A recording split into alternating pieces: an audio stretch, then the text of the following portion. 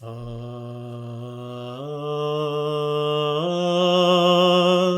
the lowest to the highest, from the furthest to the nearest, from the smallest of the smallest to the greatest of the greatest, yoga is about all of life, everything we do, all of existence.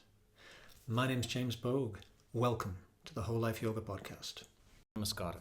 Today I'm going to talk on the topic, I believe in miracles. And this will be added to the Yoga Top 40 playlist as well as the podcast. The Yoga Top 40 was a series of videos I made that used song titles as platforms to talk about yoga. And just the other day, I was thinking, recognizing, remembering what a miracle it is to be alive. I'm here in beautiful Shivalaya at Arunachalam, this especially sacred mountain in southern India. And it is very inspiring to be here. And since I've been here, I've experienced so many wonderful things, met so many inspiring people. So much magic has happened in people coming together and sharing in so many beautiful ways. I've had lots of spontaneous satsang, and it's been very uplifting. And where I'm staying at Shivalaya is itself something of a miracle. All around there is agricultural land which has been heavily sprayed for at least several years, if not decades now. And when Shankara and Vimala, who run Shivalaya, took on this land, the soil was kind of dead. But they performed Agnihotra with a very specific intention, and they've done some other practical things to help rehabilitate the soil here. And now I'm staying in this green sanctuary that is visited by so many beautiful birds, full of color. There's so much wildlife here, and it's so inspiring, and it's this haven, and it's testament to the miraculous power of life which knows how to live. And so it's made me remember or recognize that as a human being, with the gift of imagination, with the gift of awareness, it's made me think it's actually my responsibility to dream, to bring forth a different reality, one that's different from the paradigm that one might say has veiled or shrouded, has been cast over the collective. Because there are certain stories that perpetuate, I would suggest, unnecessary division and fragmentation, and perpetuate a sense of lack, which is really quite ridiculous given the magnificent abundance of this planet. One of the lies or anti-truths that has been propagated for some time is that there are too many of us humans, which I find an extraordinarily anti-life and anti-nature and really evil stance, because we as human beings, we are nature. We are not separate from nature. We are born and we will die, and in between those two great changes, we will be subject to constant change. But as part of nature, we belong here on the earth. And we have the capacity to participate in the glorious evolution of life and existence. We have the capacity as human beings to make this earth even more beautiful. One person whose voice and work I have been appreciating in recent years since I encountered him, I think 2019, is Zach Bush, a former medical doctor who did a lot of work in palliative care and has had so many amazing experiences in that liminal space where people cross from life to death. He talks about many things that are super inspiring. I really recommend his work. But one thing I've heard him say fairly recently, he was in Botswana, and in a place where there is a lot of rehabilitation of the lands that the elephants would traditionally, or in the past, would migrate through. And he talks about, there he is in Africa with other human beings, and he's in Botswana, and he's looking out at the sunset over the savannah, and he can see all sorts of beautiful animals. But all the human beings cannot but gaze upon the beautiful colours of the sun-setting sky. And yet Zach Bush also notices that the monkeys don't stop to look at the colours of the sunset, nor do the zebras, or the giraffes, or the lions. No, we, as human beings, we have particular gifts and particular role within this magnificent arena of nature, because we are the species who have this innate predilection for beauty. Beauty allures us. When things are beautiful and in rhythm and in harmony, it helps us feel that deeper rhythm, that deeper harmony. In the Upanishads, in these source texts for yoga, these beautiful texts that are one of the most important foundation repositories of the time-proven wisdom of the Indic tradition, one of the ways that ultimate reality, the essence of existence, is described is as Satya Rita Brihat. Satya, it is, it exists, it is real. It's true in the sense that it is. And we can confirm that in the realm of our own experience. I'm having the experience that is real. Rita, there's the idea that this reality, this word Rita is difficult to translate.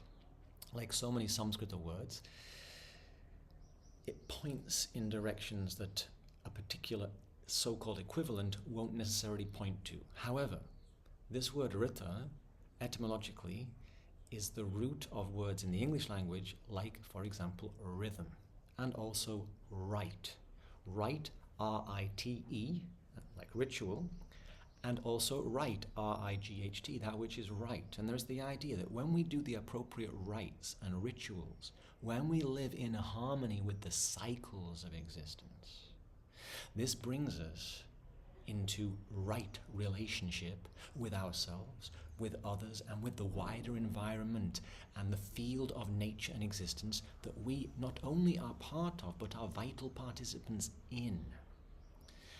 And so our task as human beings is to become the beauty that we are really capable of and contribute to this glorious pulsating harmony of existence, not to fight against nature, but rather to cooperate with it.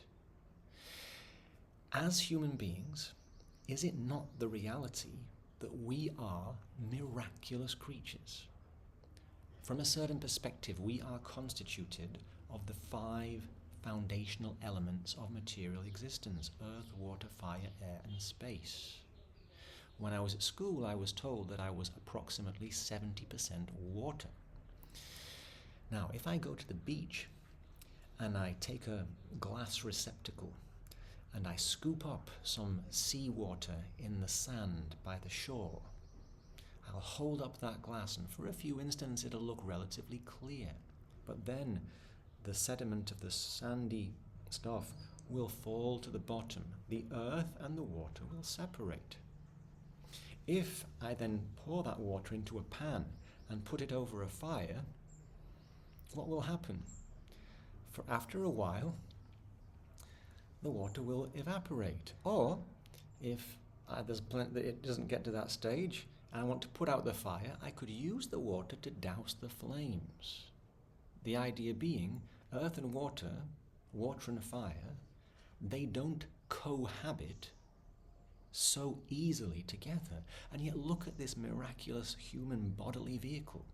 It is the living, breathing, walking, pulsating proof that we as human beings have the capacity to bring together into an extraordinary dynamic harmony earth, water, fire, air, and space.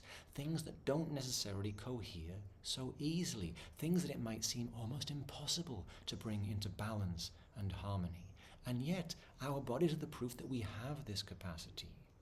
So rather than this story of human beings being bound to scarcity and conflict and division, how about the reality that really we are waiting and longing to enact and embody our deeper capacity for beauty, for rhythm and harmony, so we can reclaim or claim our birthright by claiming the responsibility to live as the expression of our deeper, higher, vaster intelligence, collaborating and cooperating with those vaster truths of existence, those vaster truths which remind us that we have to respect the rhythms of life.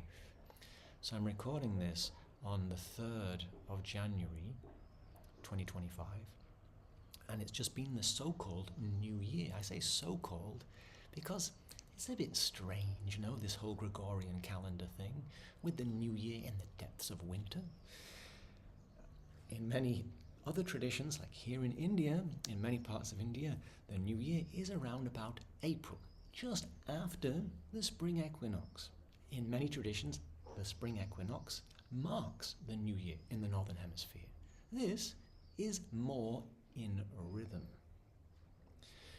Being in rhythm is an essential part, not just of the yoga tradition and the traditions of this amazing land, but of indigenous wisdom traditions from all the continents of the world. Yoga does not ask us to become anything we are not. It just invites us to become more fully who we really are. And in order to do that, we don't have to reinvent the wheel. All we need to do, we might suggest, is build respectfully and joyfully on our inheritance. In traditions from all over the world, we are the beneficiaries now of so much accrued wisdom. Unfortunately, in recent times, there has been something of a mania to bury a lot of that wisdom. However, you cannot kill the spirit. Life knows how to live. The miracle of life is irresistible. And so the invitation that life offers us is to embrace the miraculous possibilities of being born as a human, as a unique child of God, if you like, or a child of existence, or a child of life, as a unique participant in this miraculous symphony of life. So I do believe in miracles, because I'm a living, breathing one, and so are you. And a few years ago, when I was in Mysore, not so far from here, a song came through, a song which I called Remember. And this song also seeks to remind me, and anybody who sings it, of this reality, that we have miraculous capacities for healing and reconciliation and reclamation of the rhythm, the harmony, the beauty that is our innate capacity. And some of the lines of the song, they go like this. Remember, remember, remember, you are not alone. Remember, remember, remember, we're all children from the same home. The earth, she is our mother, the soil, the sea, the whole. The sun, the light of consciousness, is the very light of your soul. And we're each a microcosm, a conglomeration of cells, a living cooperative, functioning pretty well, and all the parts belong to one whole. Isolated, they won't stand. But when we come together, we begin to understand that the earth, she is our mother, the soil, the sea, the whole. The sun, the light of consciousness, is the very light of your soul. We do not exist in isolation. We have the capacity to become individuals, meaning a person who is no longer subject to division. And if, when we can embody and enact this true individuality, bringing ourselves into that deeper, true, authentic rhythm, then we can take our rightful place in this glorious symphony of life. And as we do so, we can give back to the munificence of life and nature, which has given us this amazing, miraculous opportunity of a human birth.